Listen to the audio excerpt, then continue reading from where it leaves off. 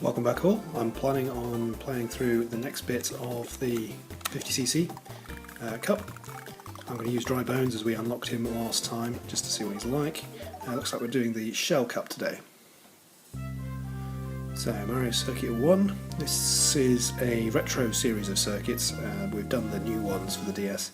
The retro ones are all from previous consoles, so I might recognise some of these because I think some of these are old Super Nintendo ones.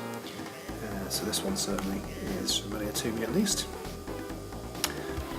So let's see what happened with Dry Bones. Don't know what his handling will be like. I should really have checked his stats first.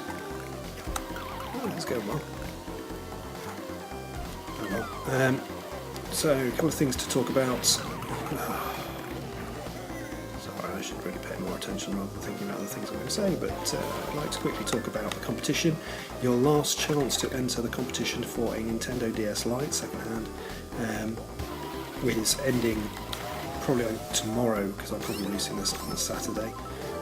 So you've got 24 hours to get in a bit of art for me if you fancy it. It's for channel art, so a banner and of course a profile picture to go with it. The winner of that will obviously win the DS Lite that I am offering. I have had a few entries for that already, so thank you to those of you who have entered. I will do a wrap-up video to explain my thoughts on the contest, who's won, that kind of thing, next week, and probably upload that ready for, I guess next Saturday will probably be when that would actually come out. So I'm aiming for Saturday the 25th, I guess. Okay, so first track done here. It's a fairly short track, this one, 30 seconds per lap roughly. We can move on. There's not much to say about that track. If you want to cut across corners, you could do on that track, but you'd need a mushroom to do it without slowing down.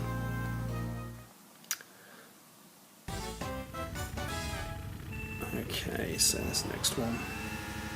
Oh dear. That didn't go so well.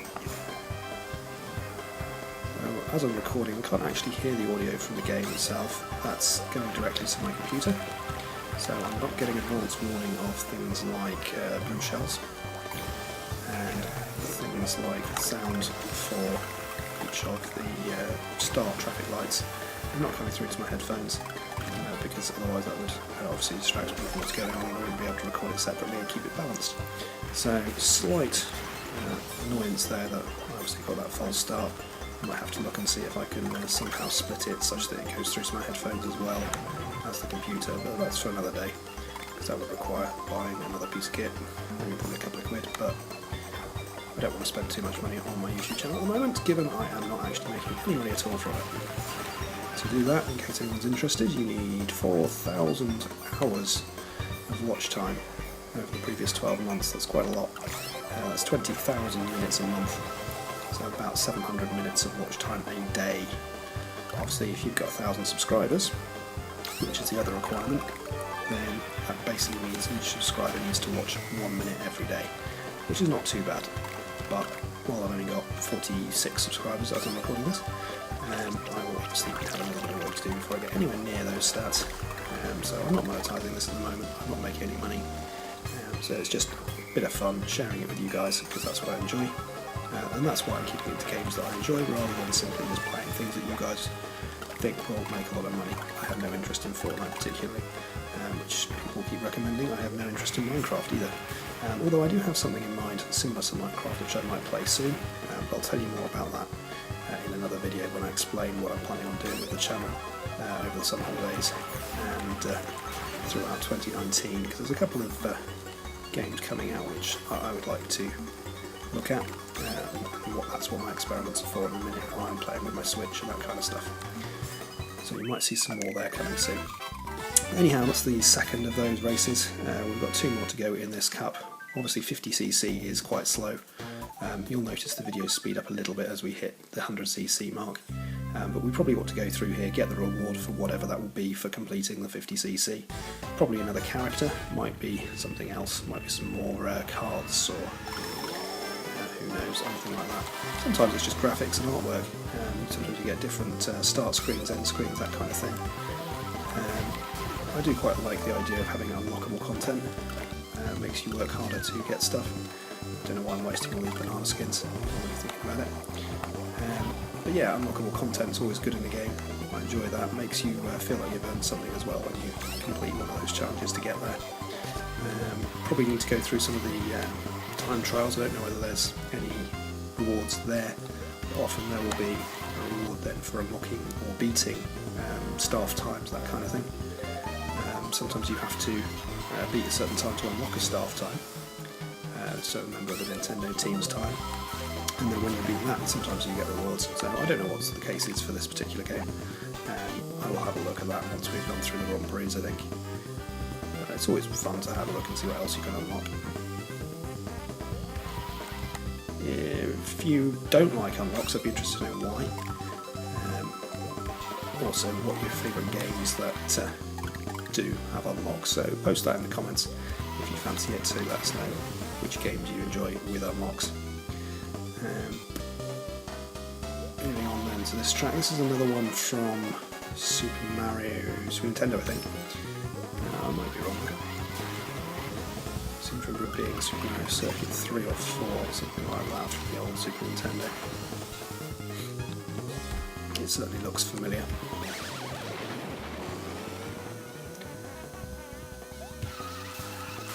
It looks like Dry Bones is got reasonable acceleration. I've been hit a few times and it really hasn't affected me massively. It doesn't look like a massive top speed though. Blue shell there. I did say in the last video that I was going to try and find out how to dodge blue shells. Well, unfortunately I haven't yet had a chance to experiment with it. Theoretically there's a way of doing it by using a mushroom, by dashing away from the blue shell that's about to pounce on you. And also there's possibly an extension to that whereby if you can build up a boost using a drift as you hear it coming in, you might be able to use that boost drift to have the same effect as the mushroom. So we've got a GameCube circuit. So I did have a GameCube. I don't have it anymore, obviously. I don't have my Super Nintendo anymore either, actually, as it happens. I do still have a Nintendo 64, but I never play on it. If anyone's really desperate to get me to play that, then, well, mention it and I'll see what I can do, but it requires analog cabling and all that kind of stuff, so I'm not massively interested.